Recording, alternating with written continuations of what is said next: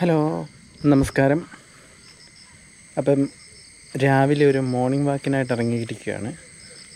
വെറുതെ ഈ പാടത്തും പറമ്പിലൂടെയൊക്കെ ഒന്ന് നടന്ന് ഒരു ചെറിയൊരു നടത്തമൊക്കെ നടത്തി കറങ്ങി വരാൻ വേണ്ടിയിട്ടാണ്. അപ്പം വെറുതെ നമുക്ക് ഈ നാട്ടുകാഴ്ചയൊക്കെ ഒന്ന് കാണാം. അപ്പോൾ ഇതാണ് എൻ്റെ വീടിൻ്റെ മുന്നിൽ നിന്ന് ഇറങ്ങിയിട്ട് താഴോട്ട് പോവുകയാണ്. താഴോട്ട് വയലാണ്, ഒരു തോടും ഒക്കെ ഉണ്ട്. അപ്പം അങ്ങോട്ട് നടന്നു പോകാം. അപ്പോൾ ഇത് റബ്ബർ തൈ നട്ടേക്കുന്ന പുരയിടാണ്. അപ്പം ഈ സ്ഥലം ഏതാണെന്ന് ചോദിച്ചാൽ പാണയം എന്ന് പറയും. പാണയത്തിൻ്റെ ഔട്ടർ ഏരിയയാണ്. കണ്ടോ ഈ വഴിക്കാഴ്ചയൊക്കെ എങ്ങനെയുണ്ട്? ഈ റബ്ബർ തൈ റബ്ബർ പ്ലാന്റ് ചെയ്തേക്കുക.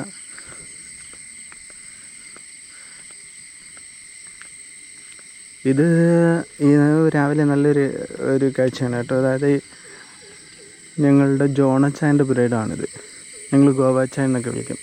രാവിലെ നമ്മൾ ഉറക്കമൊക്കെ എഴുന്നേറ്റ് നോക്കുമ്പോഴത്തേന് കാണുന്ന കാഴ്ച എന്ന് വെച്ച് കഴിഞ്ഞാൽ ഈ പ്ലാന്റിൽ അല്ലെ ഈ റബ്ബർ തൈയുടെ ഈ പുരയിടത്തിൽ അച്ചായൻ ഒരു നമ്മൾ ടീക്കുന്തലേക്കായിട്ട് ഇങ്ങനെ രാവിലെ കിളയ്ക്കുകയും റബ്ബർ പുരയിടമൊക്കെ ചിരണ്ടുമൊക്കെ ചെയ്യുന്നത് കാണാം. രാവിലെ നല്ല ഉഷാറായിട്ട് ആൾ എങ്ങനെ ജോലി ചെയ്യുന്നതാണ്. ഇന്ന് രാവിലെ ഇങ്ങോട്ട് വന്നിട്ടുണ്ടായിരുന്നു, പക്ഷേ കാണുന്നില്ലല്ലോ, വീട്ടിനകത്തായിരിക്കും. അപ്പോൾ രാവിലെ ആളിന് 70-75 വയസ്സ് കൂടുതൽ ഒന്നുമല്ല, 80 വയസ്സിൽ കൂടുതൽ കാണാൻ ചാൻസ് ഉണ്ട്. ആൾ നല്ല ഉഷാറാണ്, അടിപൊളിയായിട്ട് ജോലിയൊക്കെ ചെയ്ത് നല്ല സെറ്റായിട്ട് കിടക്കുന്ന ആളാണ്, കാണുന്നില്ല. അപ്പോൾ ഇതാണ് ഞങ്ങളുടെ നാടിൻ്റെ ഔട്ടർ ഏരിയ. അതായത് കൊല്ലം ജില്ലയിൽ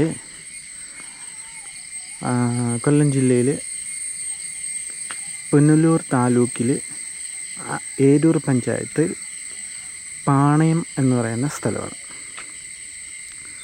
കൊല്ലം ജില്ലയിലെ പുനലൂർ താലൂക്കിലെ ഏരൂർ പഞ്ചായത്തിലെ പാണയം എന്ന് പറയുന്ന സ്ഥലത്താണ് ഈ ഏരിയ. പാണയത്തിൻ്റെ ഔട്ടർ ഏരിയ ആണ്.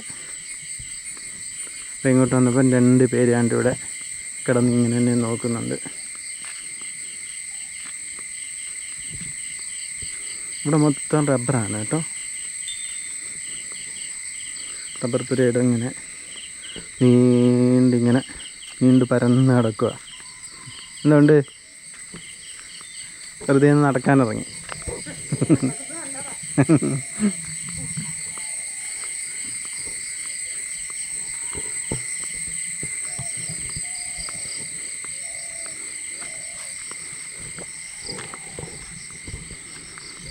ഇവിടെ ഇതാണ്ട് ഞങ്ങളുടെ വീടിൻ്റെ അടുത്ത് ജലീലിക്കയുടെ വീടാണ്. അപ്പോൾ ഇവിടെ ആണ്ട് റബ്ബർ ഷീറ്റൊക്കെ ഇതാണ്ട് മെഷീൻ ഉപയോഗിച്ച് അടിച്ച് ഉണക്കാനായിട്ട് ഇട്ടേക്കുക. ഇത് റബ്ബർ പാല് എടുത്തുകൊണ്ട് നൊറ ചെയ്യുന്ന ഈ ഡിഷിനകത്ത്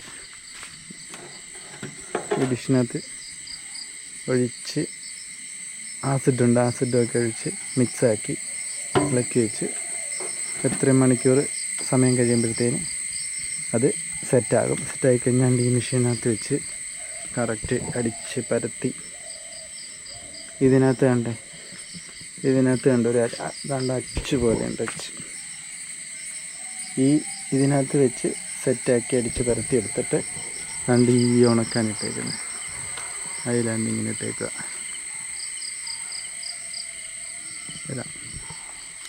അതിവിടെ മൊത്തം റബ്ബർ പ്ലാന്റേഷനുകൾ എന്ന് പറയും. റബ്ബർ പ്ലാന്റുകളാണ് മൊത്തം. കണ്ണെത്താ ദൂരത്തോളം നീണ്ടിങ്ങനെ കിടക്കുകയാണ്. ഇപ്പം വന്ന് ഇവിടെ ഒരു ചെറിയ പാലമുണ്ട്. ഇത് ഇവിടുത്തെ ഈ വീട്ടിലെ ജലീലക്കാടെ ഒരു ഐഡിയയിൽ ചെയ്തതാണ്. ജലീലിക്ക, പിന്നെ എൻ്റെ അക്കരെ വീട്ടിലെ ഒരു മേശ്ശേരി, കുമാരമേശ്ശേരി എന്നൊക്കെ പറയും. അപ്പോൾ അദ്ദേഹത്തിൻ്റെയൊക്കെ ഐഡിയയിലും അവർ ചെയ്തതാണിത്. അപ്പോൾ ഇതിലേക്കൂടെ വന്നത്. അപ്പോൾ ഇവിടെ ഈ പാലം ഉണ്ടെങ്കിലേ നമുക്ക് അകത്തോട്ടിങ്ങനെ അല്ലെങ്കിൽ അക്കരെ ഇക്കരെ കയറി വരാൻ പറ്റും. ഇത് തോടാണ്. ഇത് ഇവിടുന്ന് നമുക്ക് പാണയം ജംഗ്ഷനിലേക്കൊക്കെ പോകാനായിട്ടൊക്കെയുള്ള ഒരു വഴിയാണ്. അതായത് ഇവിടുത്തെ ഈ നാട്ടിൻ പ്രദേശത്ത് ഇവിടെ അക്കരെയൊക്കെ വീടുകളുണ്ട്. അവിടെ ഇവിടുന്നൊക്കെ അങ്ങ് പാണയം ജംഗ്ഷനിലോട്ട് കുട്ടികളെ സ്കൂളിലൊക്കെ പാണയത്താണല്ലോ നമുക്ക് അടുത്ത സ്കൂളുള്ളത്. അപ്പം സ്കൂളിലേക്കൊക്കെ പോകാനൊക്കെ ആയിട്ടുള്ള ഒരു വഴിയാണിത്. അപ്പോൾ ഇവിടെ ഈ തോടിറങ്ങി വേണം അക്കരെ പോകാൻ. അപ്പോഴത്തേന് ഇവിടുത്തെ നാട്ടുകാർ എല്ലാവരും കൂടെ ചേർന്ന് റെഡിയാക്കിയതാണ് ഈ ഒരു പാലം. എന്നുവെച്ചാൽ ഒരു പാലം ഇവിടെ അത്യാവശ്യമാണ്. പഞ്ചായത്തുകാർ ഇതുവരെയും ഒരു പാലം റെഡിയാക്കാനായിട്ട് വർഷങ്ങളോളം പഞ്ചായത്തിലെ നമ്മുടെ മെമ്പർമാരോടും പഞ്ചായത്തിലേക്ക് ആവശ്യപ്പെടുന്നുണ്ട്. പക്ഷേ ഇതുവരെയും ഇവിടെ ഒരു പാലം ഉണ്ടായിട്ടില്ല. അപ്പോൾ അത് അവിടുന്ന് റോഡ് വന്ന് ഇവിടെ വരെ നിൽക്കുക. ഇവിടുന്ന് ഇങ്ങോട്ട് കയറി കഴിഞ്ഞാൽ ഇവിടുന്ന് റോഡ് ഉണ്ട്. ഈ തോടിൻ്റെ ഇക്കരെ കരയിൽ നിന്ന് ഇവിടുന്ന് റോഡ് ഇങ്ങനെ ഇതുവഴി ഇങ്ങനെ റോഡാണ്. ഈ റോഡും അങ്ങോട്ട് പോകുന്നുണ്ട്. പക്ഷേ ഇതൊരു സഞ്ചാരയോഗ്യമാക്കുന്ന റോഡാവണമെങ്കിൽ, അല്ലെങ്കിൽ വാഹനങ്ങളൊക്കെ പോകാനായിട്ടൊക്കെ ഉള്ള സൗകര്യമുള്ള റോഡാവണമെങ്കിൽ വാഹനങ്ങളൊക്കെ ഇവിടെ വരെയൊക്കെ വരും. അതുകൊണ്ട് അവിടെ വരെ വണ്ടികൾ വരുന്ന അതാണ്. അപ്പോൾ ഈ പാലവും കൂടെ ഉണ്ടെങ്കിൽ ഈ ഒരു കണക്റ്റിവിറ്റി നല്ലതാണ്. ഈ പാലവും കൂടെ ഇവിടെ വന്നു കഴിഞ്ഞാൽ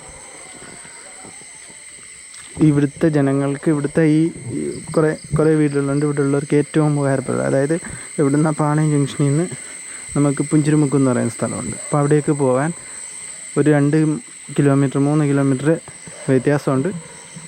ഇവിടെ ഉള്ളവർക്ക് ഏറ്റവും ഉപകാരമാണ്. പിന്നെ ഇപ്പം ഒരു ഹോസ്പിറ്റൽ കേസ് വന്നാലും ഒരു അത്യാവശ്യ ഘട്ടങ്ങൾ വന്നു കഴിഞ്ഞാൽ വാഹനങ്ങൾ കൊണ്ടുവരാനായിട്ട് ഈ ഒരു പാലവും കൂടി ഇവിടെ വന്നു കഴിഞ്ഞാൽ അത് ഏറ്റവും ഒരു സൗകര്യമായിരുന്നു. അപ്പോൾ ഇതാണ് ഞങ്ങളുടെ നാട്ടിലേക്കൂടെ ഒഴുകുന്ന തോടെന്നാണ് ഞങ്ങളൊക്കെ ഇത് പറയുന്നത്. ഈ ചെറിയ അരുവി. അപ്പോൾ ഇതിനെ ഏറ്റവും ഭംഗിയുള്ള ഒരു സ്ഥലമാണ്. പണ്ട് ഇവിടെയൊക്കെയെന്ന് വെച്ച് കഴിഞ്ഞാൽ നല്ല ഈ 2 സൈഡും, തോടിൻ്റെ 2 സൈഡും ഏകദേശം 90 കാലഘട്ടങ്ങളിലൊക്കെ നല്ല നെൽപ്പാടങ്ങളായിരുന്നു. ഇങ്ങനെ നീണ്ട് പരന്ന് കിടക്കുമായിരുന്നു. ഈ 2 സൈഡിൽ ഇവിടുന്ന് ഇങ്ങനെ താഴെ റോഡിൽ ഈ തോടിൻ്റെ സൈഡിൽ താഴെമേലും ഇതൊക്കെ കരഭാഗമായിരുന്നു. അപ്പോൾ ഇവിടുന്ന് ഈ സൈഡിൽ നിന്ന് ഇങ്ങനെ അങ്ങോട്ടായിരുന്നു പിന്നെ നെൽപ്പാടങ്ങൾ. അപ്പോൾ ഈ തോടിൻ്റെ സൈഡിൽ കൂടെ ഇങ്ങനെ നടന്നു പോകാൻ ഒരു പ്രത്യേക ഒരു അനുഭവമാണ്, ഒരു ഭംഗിയാണ്. ഇതിപ്പം നല്ല വൃത്തിയായിട്ട് കിടക്കും. തൊഴിലുറപ്പുകാർ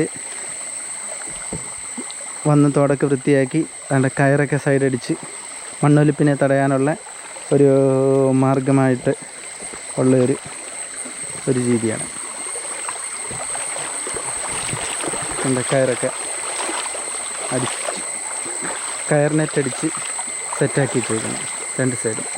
അതുകൊണ്ട് ഒരു പ്രത്യേക ഭംഗിയുണ്ട് കാണാനായിട്ട് കേട്ടോ. ഞാൻ നല്ല വെള്ളത്തിൽ കൂടെ ഇറങ്ങി നടക്കുക കേട്ടോ. അതുകൊണ്ട് ആ വെള്ളത്തിൻ്റെ ഒരു ഓളം തട്ടലൊക്കെ ഇങ്ങനെ കാണാൻ പറ്റുന്നുണ്ട്.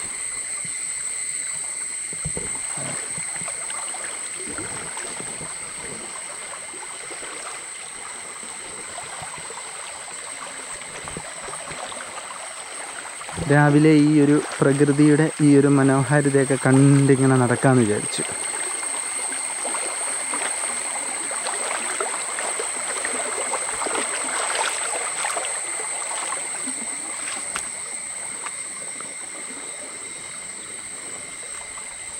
രണ്ട് റബ്ബർ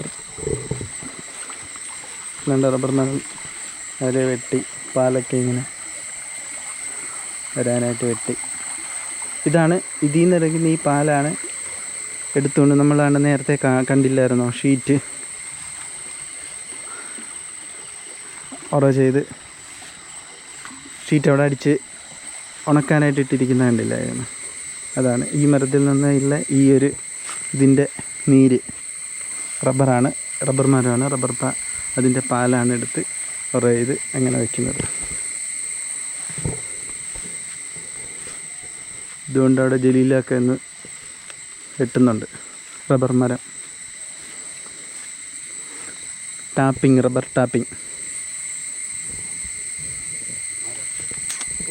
വീഡിയോ.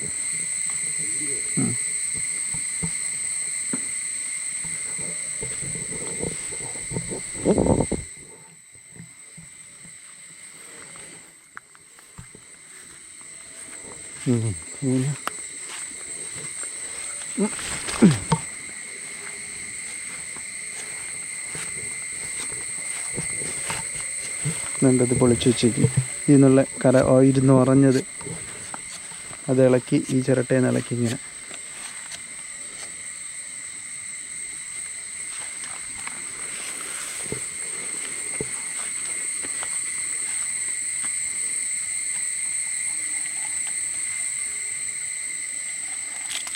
അതിങ്ങനെ ഇളക്കി ഇടുന്നു.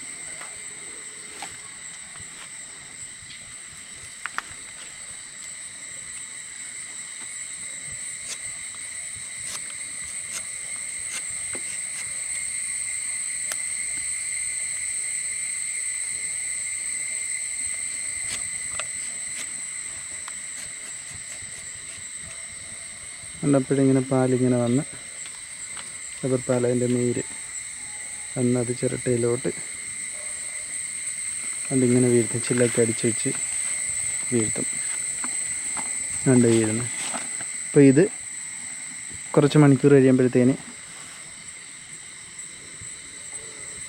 തൊട്ടിയോ ബക്കറ്റോ കൊണ്ടുവന്ന് എടുത്തുകൊണ്ട് പോയി ഡിഷിനകത്ത് വെച്ച് ഓരോ ഇത് കട്ടിയാക്കി എടുത്ത് അടിച്ച് റെഡിയാക്കി എടുക്കും.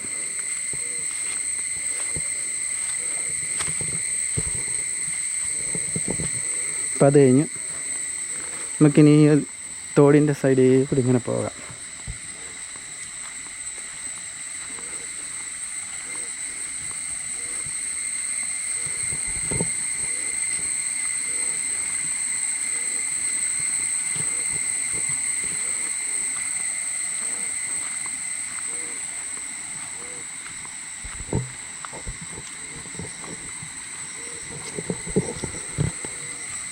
ദാണ്ട് ഇവിടെ ഭയങ്കരം പണി നടക്കുന്നുണ്ട് കേട്ടോ. ദാണ്ട് ഈ എറുമ്പ്, ഈ ഉറുമ്പ്, അരച്ചാണി, കട്ടുറുമ്പ് എന്നൊക്കെ പറയും. അത് കണ്ട് ഇവിടെ അതിൻ്റെ കൂടിങ്ങനെ ഉണ്ടാക്കിക്കൊണ്ടിരിക്കുക.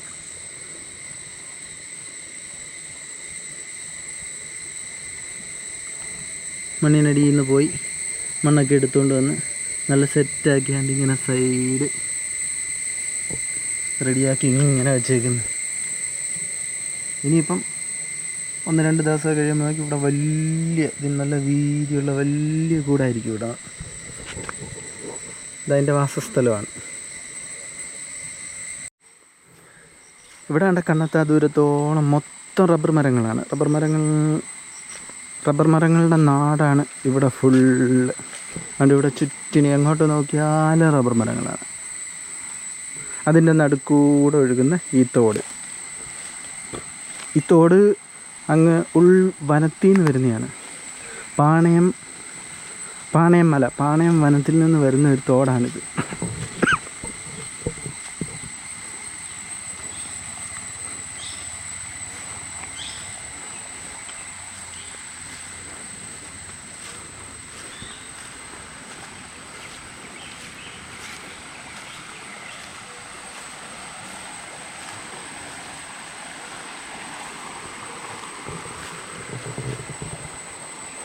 ഇവിടെ നിന്ന് വേറെ വനമൊന്നുമല്ല കേട്ടോ. വനവും കാടും മലകളൊന്നുമല്ല ഇതൊന്നും. ഇവിടെയൊക്കെ ഈ സൈഡിൽ അങ്ങ് കരയിൽ ഒക്കെ ഇവിടുന്ന് ഈ കാണുന്ന ഈ ഒരു അങ്ങോട്ടാണ് പാണയം ജംഗ്ഷനിലേക്ക് പോകുന്നത്. അപ്പോൾ ഇവിടുന്ന് അങ്ങോട്ട് പാണയത്തിൻ്റെ ഒരു സൈഡ് മൊത്തം വീടുകളും ആളുകളും താമസ സൗകര്യങ്ങളൊക്കെ ഉള്ള ഭാഗമാണ്. അതിൻ്റെ ഒരു ഉള്ളേറിയ, അതായത് പണ്ടിവിടെ നല്ല നെൽപ്പാടങ്ങളും വയലുകളൊക്കെ ആയിരുന്നു. അപ്പോൾ അതൊക്കെ ഭാവിയിൽ ഇങ്ങനെ നകന്ന് വന്ന് റബ്ബറിൻ്റെ അതിപ്രസരം കൊണ്ട് അതിപ്പോൾ ഇങ്ങനെ റബ്ബർ തോട്ടങ്ങളായി മാറി എന്ന് മാത്രമേ ഉള്ളൂ. ഇപ്പോൾ ഇവിടുന്ന് അങ്ങോട്ട് ആ ഭാഗങ്ങളൊക്കെ മൊത്തം പിന്നെ ജനവാസ മേഖലകളാണ്. അപ്പോൾ ഇവിടുന്ന് ഇങ്ങനെ ഇത് പണ്ടാ നെൽകൃഷിയൊക്കെ ഉള്ള സമയത്ത് ചെറിയൊരു അണയായിരുന്നു. അതായത് തടയണയല്ല, ചെറിയ നല്ല രീതിയിൽ കൽക്കെട്ട് പോലെ ഉണ്ടായിട്ട് ഇവിടുന്ന് വന്ന് വെള്ളം ഇങ്ങനെ എരപ്പ് പോലെ ഇതേപോലെ എരപ്പ് പോലെ വന്ന് ഇങ്ങനെ വീഴുമായിരുന്നു. കുറച്ച് നല്ല ഭംഗിയായിരുന്നു. ഇപ്പം അത്രയൊരു പണ്ട്, അതായത് ഞാൻ ചെറിയ കാലഘട്ടത്തിൽ കുഞ്ഞായിട്ടിരിക്കുന്ന സമയത്തായിരുന്നേ. ഇപ്പോൾ അതൊക്കെ മാറി, ആ ഭംഗിയൊക്കെ മാറി. ഇപ്പം ചെറിയൊരു തോട് വരും. പണ്ടൊക്കെ ഇവിടെയെന്ന് വെച്ച് കഴിഞ്ഞാൽ വലിയൊരു പുഴ പോലെയായിരുന്നു. അപ്പോൾ അതൊക്കെ ശോഷിച്ച് ചെറിയൊരിതായി. ഇതെന്ന് വെച്ച് കഴിഞ്ഞാൽ പാണയം ജംഗ്ഷനിൽ നിന്ന് ഇറങ്ങി വരുന്നൊരു വഴിയാണ്. ഒരു ചെറിയ നടവഴി. അവിടെ അങ്ങ് ആ കരയിൽ വരെ റോഡുണ്ട്, വണ്ടി വരും. അവിടുന്ന് പിന്നെ ഇങ്ങോട്ട് വഴിയാണ്. വരമ്പിൽ കൂടി നടന്നിങ്ങനെ. ഇതിപ്പോൾ പോകുന്നതെന്ന് വെച്ച് കഴിഞ്ഞാൽ തൃക്കോയ്ക്കൽ ക്ഷേത്രം കൊണ്ടൊരു നരസിംഹസ്വാമി ക്ഷേത്രം. അപ്പോൾ അങ്ങോട്ട് പോകുന്ന ഒരു വഴിയാണ്, ഒരു നടവഴിയാണ്. പാണയം ജംഗ്ഷനിൽ നിന്ന് ഷോർട്ട് കട്ടായിട്ട് ഇറങ്ങി വരാൻ പറ്റുന്ന ഒരു നടവഴിയാണ്. അപ്പോൾ ഇവിടുന്ന് ഇതൊക്കെ കരഭാഗമായിരുന്നു കേട്ടോ. അതായത് പിന്നെ വയലല്ലാത്ത പ്രദേശങ്ങളായിരുന്നു. റബ്ബറാണ്. അപ്പോൾ നമ്മൾ നടന്ന് ഇവിടെയൊക്കെ വന്നപ്പോഴത്തേന് തോടിൻ്റെ സൈഡൊക്കെ കാട് പിടിച്ച് കിടക്കുകയാണ്. അതുകൊണ്ട് ഇവിടെയെല്ലാം നല്ല കൃഷി സ്ഥലങ്ങളായിരുന്നു. കുറച്ച് വർഷങ്ങൾക്കൊക്കെ മുന്നേ നല്ല വാഴ, ചീനി, ചേമ്പ് മുതലായ കാർഷിക വിളകളൊക്കെ നട്ടിരുന്ന ഏരിയയാണ്. ഇപ്പോൾ ഇപ്പോഴത്തെ ഒരു അവസ്ഥയെന്ന് വെച്ച് കഴിഞ്ഞാൽ ഇവിടെയൊന്നും ഇപ്പോൾ ഒരു കൃഷിയും ചെയ്യാൻ പറ്റത്തില്ല. മെയിനായിട്ടുള്ള ഏറ്റവും വലിയ ശല്യം എന്ന് വെച്ച് കഴിഞ്ഞാൽ ഈ കുരങ്ങുകളുടെ ശല്യമാണ്.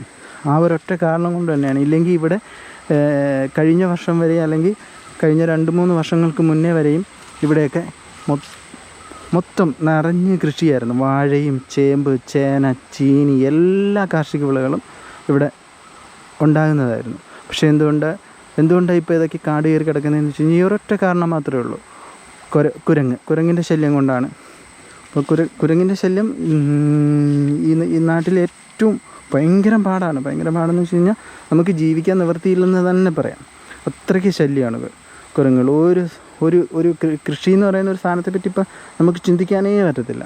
എന്ന് വെച്ചാൽ അത് മുളച്ച് വരുമ്പോഴത്തേനും ഈ കുരങ്ങ് വന്ന് എല്ലാം അടിച്ച് പറത്തി എല്ലാം നശിപ്പിച്ച് ഇല്ലാതാക്കി കളയും.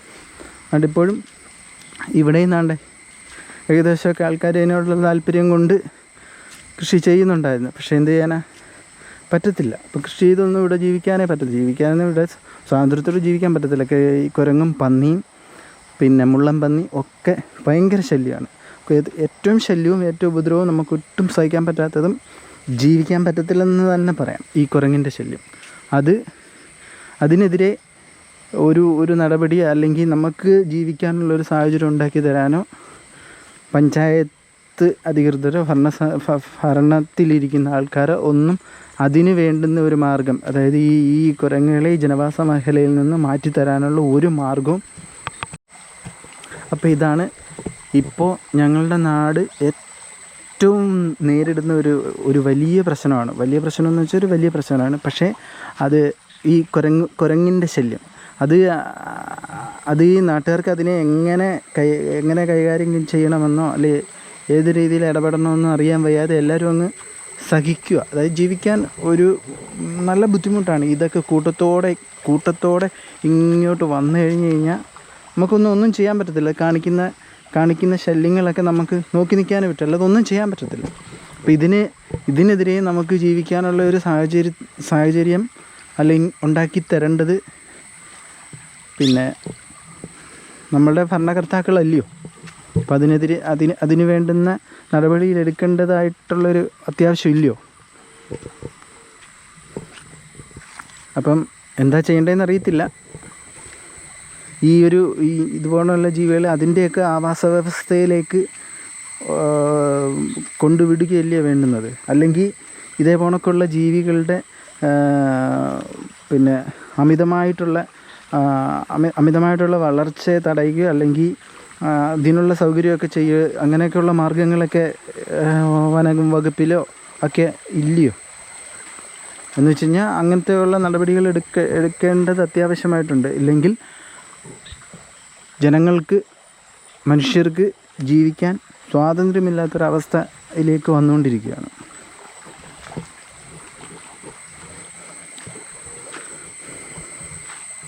എന്ന് വെച്ചാൽ ഇപ്പം എല്ലാവരും വിചാരിക്കുന്ന, അല്ലെ ഭരണസമിതികൾ വിചാരിക്കുന്നത് കൃഷി ചെയ്തൊന്നും ആരും ജീവിക്കേണ്ടെന്നാണോ? എല്ലാവരും അല്ലാതെ ഉള്ള വരുമാന മാർഗ്ഗങ്ങൾ കണ്ടെത്തിയോ കൃഷി ചെയ്ത് ജീവിക്കുക, അത് ഓക്കെ. അല്ല, നമുക്ക് വീട്ടിൽ സ്വസ്ഥമായിട്ട്, നമ്മുടെ വീടുകളിൽ സ്വസ്ഥമായിട്ടൊന്ന് ഇരിക്കാനെങ്കിലും പറ്റണ്ടേ? ഓരോ ദിവസം 2-3 ദിവസം ഒക്കെ വന്ന് നമുക്ക് മൊത്തം ഉപദ്രവവും ശല്യമൊക്കെ ആയിട്ട് ഇങ്ങനെ നമുക്ക് നോക്കി ഇന്ന് വിഷമിക്കാൻ മാത്രമേ പറ്റുന്നുള്ളൂ, അല്ലാതെ ഒന്നും ചെയ്യാൻ പറ്റുന്നില്ല.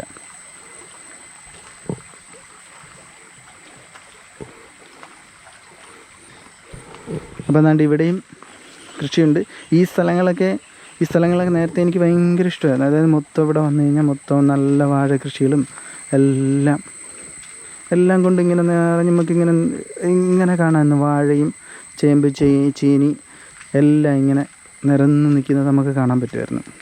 ഇപ്പോൾ അതാണ്ട് ഇപ്പോഴും ആ കൃഷിയോടുള്ള സ്നേഹവും താല്പര്യം കൊണ്ട് ഇപ്പോൾ ഇവിടെ ഉണ്ട്, വൃത്തിയാക്കിയിട്ടേക്ക് നല്ല വാഴയൊക്കെ വെച്ച് കിളിച്ച് വരുന്നുണ്ട്. എന്തോ നല്ല പയറും പാവലും ഒക്കെ ഇട്ട് നല്ല പന്തലൊക്കെ ആയിരുന്നു.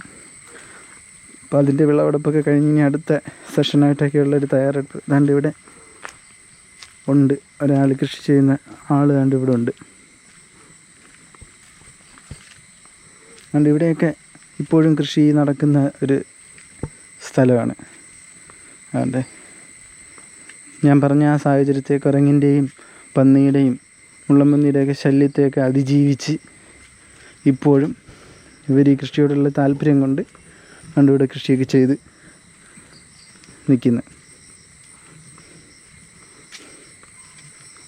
അറിയോ? അല്ല, ഇപ്പോഴും ഇവിടെ കൃഷി ചെയ്യാൻ പറ്റുമോ? അതായത് ഈ കുരങ്ങിൻ്റെയൊക്കെ ശല്യം, പന്നിയും മുള്ളൻ പന്നിയൊക്കെ ഉണ്ടല്ലേ? അപ്പോൾ നമ്മളിതെല്ലാം നല്ല രീതിയിൽ കിട്ടുമോ? ഇതിനോടുള്ളൊരു താല്പര്യം കൊണ്ടങ്ങ് ചെയ്യുന്നല്ലേ? നമ്മുടെ ഒരു ജീവിതമാർഗ്ഗം ഇത് തന്നെയാണ്. ഞാനിങ്ങനെ പറഞ്ഞുകൊണ്ട് വരുമായിരുന്നു, നമുക്കിതൊന്നും ഇപ്പം ചെയ്യാൻ പറ്റില്ല. താഴേക്കാണ്ടൊക്കെ മൊത്തം കാട് പിടിച്ച് കിടക്കില്ലേ, ഒന്നും ചെയ്യാൻ പറ്റത്തില്ലല്ലോ. ഈ കുരങ്ങിൻ്റെ മെയിൻ, ഈ കുരങ്ങിൻ്റെ ഒരു ശല്യം കൊണ്ട് തന്നെയല്ലേ നമ്മളിതൊന്നും ചെയ്യാൻ പറ്റാതായി പോയത്. പയറൊക്കെ ഇട്ട് കഴിഞ്ഞാൽ, ഇതിലൊക്കെ പയറായിരുന്നു, പയറിട്ട് കഴിഞ്ഞാൽ പിന്നെ ഈ കൊച്ചു കിളിയില്ലേ, ഭയങ്കര ശല്യം. നമ്മൾ ഇടുന്നതിൻ്റെ നമുക്ക് കിട്ടത്തില്ല. പിന്നെ നമുക്ക് അതാ ഇപ്പോൾ എവിടെയെങ്കിലും ഇല്ല. ഇല്ലെങ്കിൽ നേരത്തേക്ക് ഇവിടെയൊക്കെ മൊത്തം കൃഷിയില്ലായിരുന്നോ? ഇല്ലായിരുന്നു.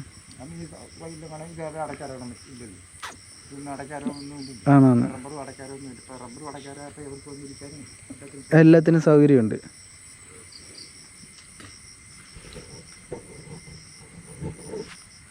എന്നാണ്ട് ഈ ചാല് മൊത്തം പായൽ നിറഞ്ഞ് ഇങ്ങനെ കിടക്കുന്നു.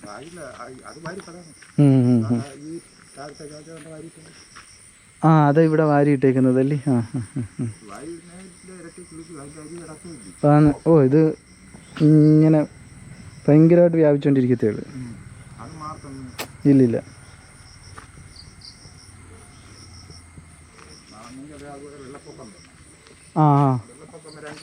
ഇതെല്ലാം അടിച്ചെടുത്തോണ്ടങ്ങ് പോകും.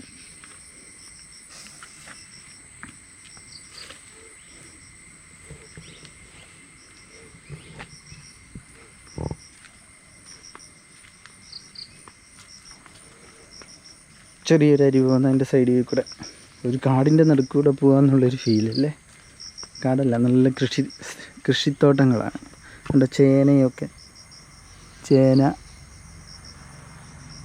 പിന്നെ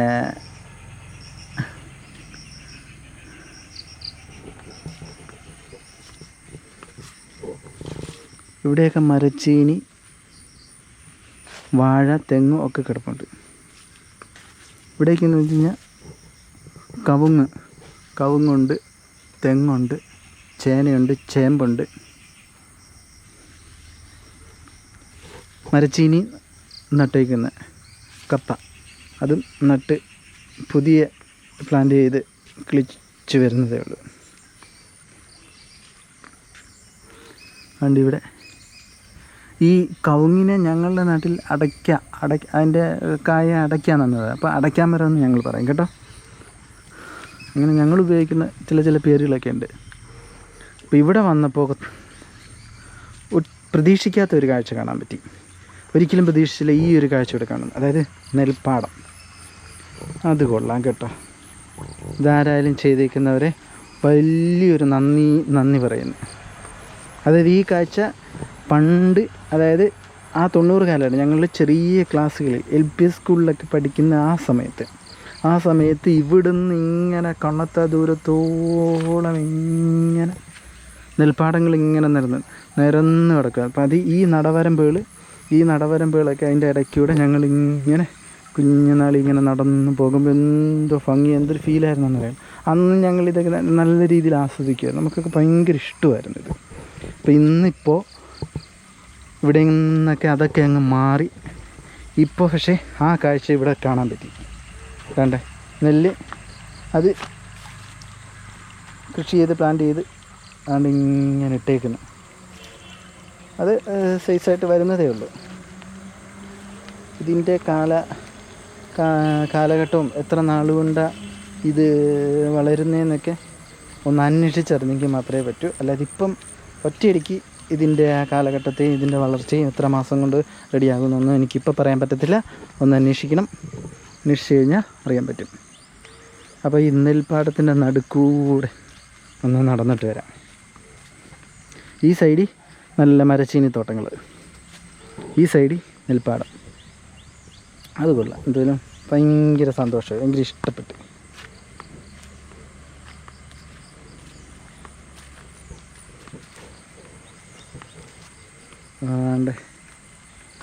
ഒത്തിരിയൊന്നുമില്ല, കുറച്ച് ഒരു രണ്ട് കണ്ടം എന്ന് പറയാം. അതായത് ഇതിനെ ഓരോ ഏറിയ തിരിച്ച് ഇങ്ങനെ ഓരോ പ്ലാന്റായിട്ട് ഇങ്ങനെ നമ്മൾ അതിരാണ്ട് ഇതേ പോണക്ക് അതിര് വരമ്പൊക്കെ വെച്ച് ഇങ്ങനെ വയ്ക്കുന്ന ഈ ഒരു ഇത്ര ഏരിയ നമ്മൾ കണ്ടം എന്നാണ് പറയുന്നത്. ആഹാ, അടിപൊളി. നെൽപ്പാടത്തിൻ്റെ നടുക്ക് നിന്ന് ഒരു വീഡിയോ എടുക്കാൻ പറ്റി. അടിപൊളി. ഇത് തൃക്കോയിക്കൽ ഏരിയയാണ് കേട്ടോ. അതായത് ബാക്കിൽ കാണുന്നത് തൃക്കോയിക്കൽ അമ്പലത്തിൻ്റെ പരിസരമാണ്.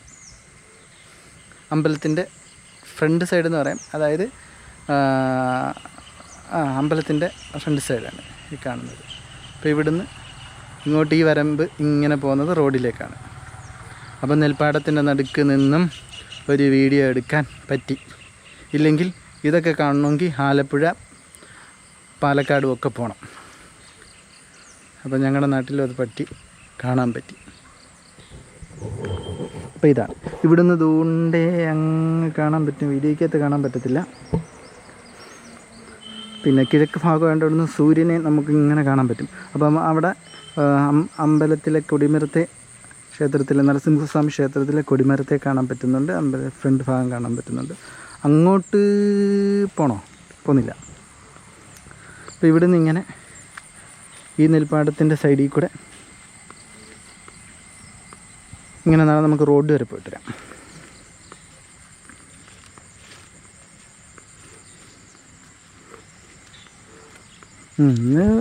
റോഡ് വരെ പോയിട്ട് വന്നാൽ മതി. അപ്പോൾ നമ്മൾ വന്ന ഒരു തോടിൻ്റെ സൈഡിൽ കൂടെ അല്ലേ വന്നത്, വെള്ളം ആ ഒരു അരുവിയുടെ സൈഡിൽ കൂടെ. ആ അരുവി ഇതിലേക്ക് കൂടെ അതുകൊണ്ട് അങ്ങ് ഈ നെൽപ്പാടത്തിൻ്റെ അങ്ങക്കരയിലൂടെ ആ സൈഡിൽ കൂടെയാണ്. ആ സൈഡിൽ കൂടെ ഇങ്ങനെ അരുവി പോകുന്നുണ്ട്, ആ തോട് പോകുന്നുണ്ട്. ഇവിടെയൊക്കെ ചെറിയ കൈത്തോടുകളൊക്കെ കാണാം കേട്ടോ.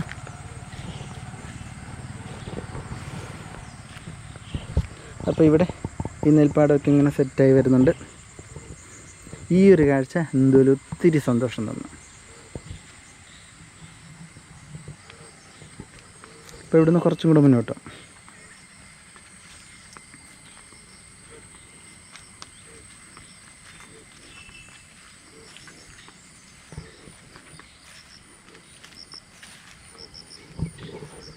ഇവിടെയൊക്കെ കണ്ട പണ്ടെന്ന് വെച്ച് കഴിഞ്ഞാൽ വർഷങ്ങളിപ്പം എൻ്റെ തൊട്ടടുത്താണെങ്കിൽ പോലും ഇവിടെയൊക്കെ വന്നിട്ട് നാളുകൾ കുറേ ആവുന്നുണ്ട് കേട്ടോ. ഇതുവഴിയൊക്കെ ഇങ്ങനെ വന്നത്. നമ്മളിപ്പം കൂടുതലും റോഡിൽ കൂടെ വണ്ടി അങ്ങനെ റോഡിൽ കൂടെയൊക്കെ അങ്ങനെ പോകത്തില്ലേ ഉള്ളൂ. അതുകൊണ്ട് ഈ ഒരു ഇങ്ങനത്തെയൊക്കെ ഉള്ള ഈ നടത്തയും കാര്യങ്ങളൊന്നും ഇപ്പം ഇങ്ങനെയല്ലല്ലോ. അതുകൊണ്ടാണ് ഇവിടെയൊക്കെ വന്നത് ഒത്തിരി നാളായെന്ന് പറയുന്നത് ഇതുവഴിയൊക്കെ വന്നിട്ട്.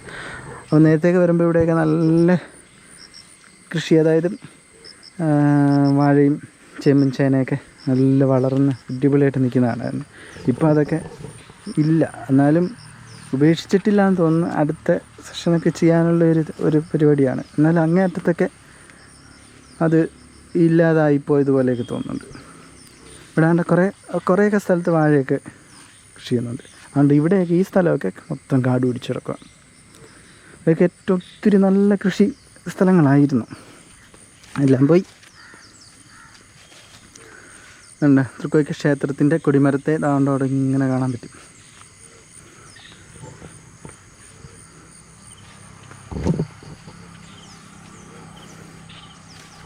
ഈ ഏരിയകളൊക്കെ എനിക്ക് നേരത്തെ അതായത് നല്ല ഇഷ്ടമായിരുന്നു. നേരത്തെ പറഞ്ഞായിരുന്നല്ലോ, അത് മൊത്തം നല്ല കാഴ്ചകളായിരുന്നു അവിടെ കാണാൻ പറ്റുന്നത്. എല്ലാത്തരം കൃഷികളും എല്ലാം വാഴ ചേമ്പ് ചേനയൊക്കെ എപ്പോഴും പറയുന്ന പോലെ ഇങ്ങനെ വളർന്ന് നിൽക്കുന്നത് കാണാൻ പറ്റുന്നു. അപ്പോൾ അതൊക്കെ കാണാനൊരു പ്രത്യേക ഭംഗിയായിരുന്നു. അതുകൊണ്ട് നല്ല ഇഷ്ടമുള്ള ഒരു ഏരിയ ആയിരുന്നു. പക്ഷേ ഇപ്പോൾ അതൊക്കെ ഇല്ലാതായിക്കൊണ്ടിരിക്കുകയാണ്. മെയിൻ കാരണം ഇത് തന്നെ, ആ കുരങ്ങ് ശല്യം തന്നെ മെയിൻ കാരണം. ഒന്നും ചെയ്യാൻ പറ്റത്തില്ല. ഒന്നും ചെയ്താൽ നമുക്ക് അതിൻ്റെ ഫലം അനുഭവിക്കാനുള്ള ഒരു യോഗമില്ല, അത്ര തന്നെ. അപ്പോൾ ആ കുരങ്ങ് ശല്യം നമ്മുടെ നാട്ടിൽ നിന്ന് ഇല്ലാതാക്കുക, അതിനുള്ള നടപടികൾ ഭരണസമിതി അംഗങ്ങൾ അല്ലേ ചെയ്യാൻ പറ്റും. അല്ലാതെ നമുക്കൊന്നും ചെയ്യാൻ പറ്റത്തില്ലല്ലോ. അവരതിനുള്ള എന്തെങ്കിലും ബദൽ മാർഗ്ഗങ്ങൾ കണ്ടുപിടിക്കുകയോ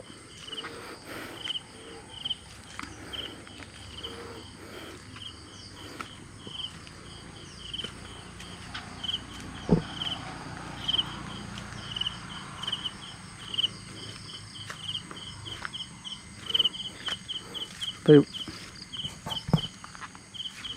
ഇതുവഴി ഇങ്ങനെ നടന്നു വന്ന്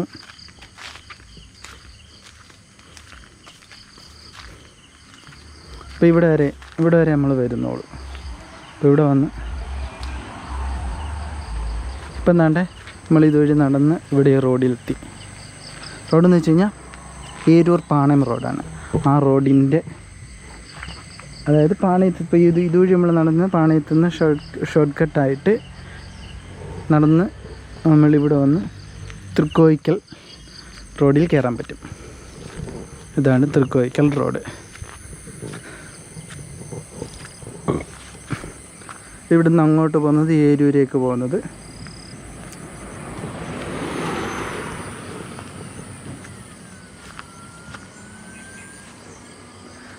ഇവിടുന്ന് തിരിച്ച് ഇങ്ങനെ പാണയത്തോട്ട് പോകുന്നത്, അത് തൃക്കോയിക്ക അമ്പലത്തിൻ്റെ ഭാഗമാണ്. ഇവിടെ ഫുട്ബോൾ ഫാൻസിൻ്റെ ഫ്ലെക്സുകളൊക്കെ ഇരിപ്പുണ്ട്. അപ്പോൾ നമ്മൾ കണ്ടിറങ്ങിയ ആ ഒരു തോട്, അരുവി ഇതാണേ. നമ്മൾ ഇതിൻ്റെ സൈഡിലൊക്കെയാണ് നടന്നു വന്നത്. അതുകൊണ്ട് ഇതിലേക്ക് കൂടി ഇങ്ങനെ വന്നു. ഇവിടെ ഈ പാലമാണ് റോഡിൻ്റെ അടിയിൽ കൂടെ. അതുകൊണ്ട് ഇവിടെ നിന്ന് ഇങ്ങനെ. അപ്പോൾ ഈ നെൽപ്പാടം എന്നാണ്ട് ഇവിടെയുണ്ട്. ഇവിടെ ഈ നെൽപ്പാടത്തെക്കുറിച്ച് ഇതിനു മുന്നേ നമ്മുടെ ചാനലൊരു വീഡിയോ എടുക്കുന്നുണ്ട്. അതായത് കഴിഞ്ഞ വർഷം ഇതിങ്ങനെ വളർന്നു വന്ന് പിന്നെ വിളവെടുക്കാൻ സമയമായപ്പോൾ ഇത് കൊയ്തെടുക്കത്തില്ലേ, മുറിച്ചെടുക്കുന്ന ആ ഒരു പർപ്പസ് ഇവിടെ നടന്നുകൊണ്ടിരുന്നപ്പോഴത്തേനും നമ്മളത് വീഡിയോ എടുത്തായിരുന്നു. കുറേ ചേച്ചിമാരൊക്കെ നിന്ന് ഇത് കൊയ്തെടുക്കുന്നത് മുറിച്ചെടുക്കുന്നത് അന്ന് വീഡിയോ എടുത്തതാണ്. ആ നെൽപ്പാടമാണ് ഈ നെൽപ്പാടം. അത് തൃക്കോയിക്ക അമ്പലത്തിൻ്റെ ഫ്രണ്ടിലായിട്ടാണ്. നമ്മൾ നേരത്തെ കണ്ട നെൽപ്പാടം തൃക്കോയിക്ക അമ്പലത്തിൻ്റെ ഫ്രണ്ട് ഭാഗമാണ്. അതായത് ഈ റോഡിന് അപ്പുറത്തെ സൈഡ്, ഇത് ഇപ്പുറത്തെ സൈഡ്. അപ്പോൾ ഈ വീഡിയോ ഇവിടെ വെച്ച് അവസാനിക്കുകയാണ്. ഇനി അടുത്ത വീഡിയോ ആയിട്ട് നമുക്ക് കാണണം. അപ്പം ചെറിയൊരു നാട്ടുവിശേഷങ്ങളൊക്കെ ആയിട്ട് ഒന്ന് നടക്കാൻ ഇറങ്ങിയതായിരുന്നു. അപ്പോൾ അതൊരു നാട്ടുവിശേഷങ്ങളൊക്കെ ആയിട്ട് കൃഷിപ്പാടവും റബ്ബറും തോട്ടമൊക്കെ ഇങ്ങനെ കണ്ട് വെറുതെ ഒന്ന് നടക്കാൻ പറ്റി. അപ്പം ഇനി നമുക്ക് വീണ്ടും അടുത്ത വീഡിയോ ആയിട്ട് കാണാം. ഓക്കെ.